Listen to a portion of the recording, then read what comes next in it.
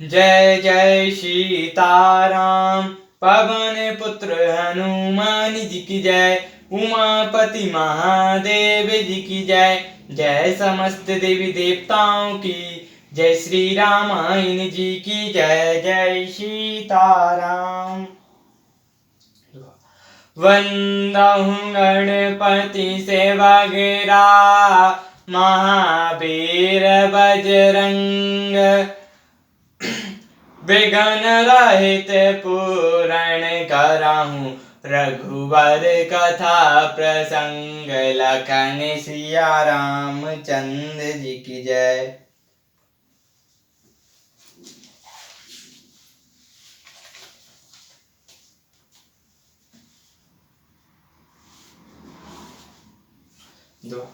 आश्रम सागर शांतम रस रामा।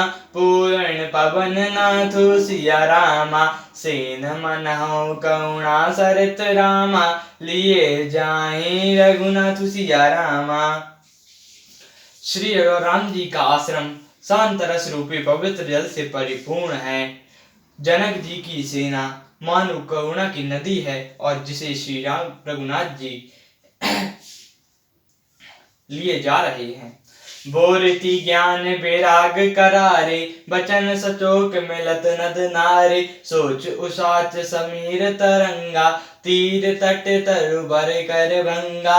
यह करुणा की नदी ज्ञान वैराग्य रूपी किनारों को डुबाती जाती है। शोक भरे वचन नद और नाले हैं जो इस नदी में मिलते हैं और सोच की लंबी सांसें ही वायु के झोंकों सोचती हुई तरंगे हैं जो धैर्य रूपी किनारे के उत्तम वृक्षों को तोड़ रही है। विषम विषाद तोरावती धारा। भय श्रम भवर अवतर पारा। के बट बधु विधा बड़ी नावा। सकाई नथ एक ही आवा। भयानक विषाद ही उस नदी के तेज धारा है। भय और भ्रम ही उनके असंख्य भंवर और चक्र हैं। विद्वान मलाह है। विद्या ही भाव है परंतु वे उसे के नहीं हो सकते। किसी को उसकी अटकल ही नहीं आती है। बन चर कोल के रात बिचारे। थके बिलो कई पथ की ही हारे। आश्रम धाई में लाइन जब जाई। मनु उठे मनु अकुलाई। वन में बिचरने वाले बेचारे कोल के रात ही यात्री हैं जो उस नदी को देखकर हृदय में हार कर थक गए हैं। यह करुणा नदी जब आश्रम समुद्र में जाकर मिली तो मानो वह समुद्र अकुला उठा। शोक बिकल दो साज समाजा। रहा न ज्ञान न धीरज लाजा। भूप रूप गुणशील सराही। रोग नहीं शोक सिंधु अवगाही।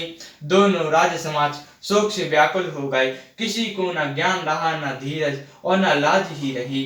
राजा दशरथ जी के रूप गुण और शील की सराहना करते हुए सब रो रहे हैं और शोक समुद्र में डुबकी लगा रहे हैं। अब गाहनी शोक समुद्र सोचाए। नारी नर व्याकुल माँ। दो मैं सकल संतोष बुलो कई बाम विदे कीनो कहा। सुर सिद्ध तापस जोगिन मुनि देख दशा विदय की। तुलसी न स्वार्थ को जो तराई सकै सरस सनय की। समुद्र में डुबकी लगाते हुए सभी स्त्री पुरुष महान व्याकुल होकर सोच कर रहे हैं कि वे सब विधाता को दोष देते हुए क्रोध युक्त होकर यह कह रहे हैं कि प्रतिकूल विधाता ने यह क्या किया। तुलसीदास जी कहते हैं कि देवता सिद्ध तपस्वी योग्य और मुनिगण में भी कोई भी स्वार्थ नहीं है जो उस समय विदेह की दशा देखकर प्रेम की नदी को पार कर सके। किए अमित उपदेश जहाँ तहाँ रामा। लोकन मुनि वन वंज सिया रामा। धीरज धरो नरेश कहु रामा। बष्ट विदेह सन जय रामा। जहाँ तहाँ श्रेष्ठ मुनियों ने लोगों को अपरिमित उपदेश दिए और वशिष्ठ जी ने विदेह से कहा, हे राजन, अपना धैर्य धारण कीजिए। जासु ज्ञान रवि भवन सिनासा बचन किरण मुनि मंगल विकासा तेई की मोह ममता निर्याय ये सिया राम सनह बढ़ाई। जिन राजा जनक का ज्ञान रूपी सूर्य भव रूपी रात्रि का नाश कर देता है और जिनकी वचन रूपी किरणें मनुष्य मुनि रूपी कमलों को खिला देती है, क्या मोह और ममता उनके निकट भी आ सकती है? यह तो श्री रामचंद्र जी के प्रेम की महिमा ही है। अर्थात राजा जनक जी की यह दशा सीता राम जी के अलौकिक प्रेम के कारण हुई, लौकिक मोह ममता के कारण नहीं। जो लौकिक मोह ममता को पार कर चुके हैं उन पर भी श्री सीताराम जी का प्रेम अपना प्रभाव दिखाए बिना नहीं रहता। बिसाई साधक सिद्ध सयाने त्रिवत जीव जग वेद बखाने राम सनह परम मन जासु सिद्धु सभा बड़े आदर तासु। बिसाई साधक और ज्ञानवान सिद्ध पुरुष जगत में ये 3 प्रकार के जीव वेदों ने बताए हैं। इन तीनों में जिसका चित्त श्री रामचंद्र जी के स्नेह से सरस रहता है, साधुओं की सभा में उसी का बड़ा आदर होता है। सो न राम प्रेम बिनु ज्ञानु कर्ण धर बिनु जिमि जल जानु मुनि बहु विधि विदह समुझाए राम घाट सब लोग नहाए। श्री रामचंद्र जी के प्रेम के बिना ज्ञान शोभा नहीं देता। जैसे कर्णधार के बिना जहाज वशिष्ठ जी ने विदेह राज को बहुत प्रकार से समझाया, तदंतर सब लोग श्री रामचंद्र जी के घाट पर स्नान किया।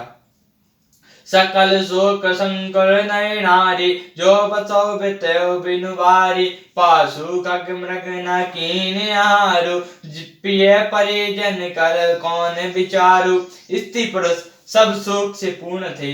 वह दिन बिना ही जल के बीत गया। पशु पक्षी और हिरणों तक ने कुछ आहार नहीं किया। तब प्रियजनों एवं कुटुंबियों का तो विचार ही क्या किया जाए। दो समाज निमिराजु रामा रघुराजु नाने प्रता सिया रामा बैठे सब बट बिटप तर रामा मन मलिन कृष गात सिया रामा। निमिराज जनक जी और रघुनाथ श्री रामचंद्र जी तथा दोनों ओर से समाज में दूसरे दिन सवेरे स्नान किया और सब वृक्ष के बड़ के नीचे जा बैठे। सबके मन उदास और शरीर दुबले हैं। सियावर रामचंद्र जी की जय, पवन पुत्र हनुमान जी की जय, उमापति महादेव जी की जय, जय समस्त देवी देवताओं की जय, श्री रामायण जी की जय। जय सीता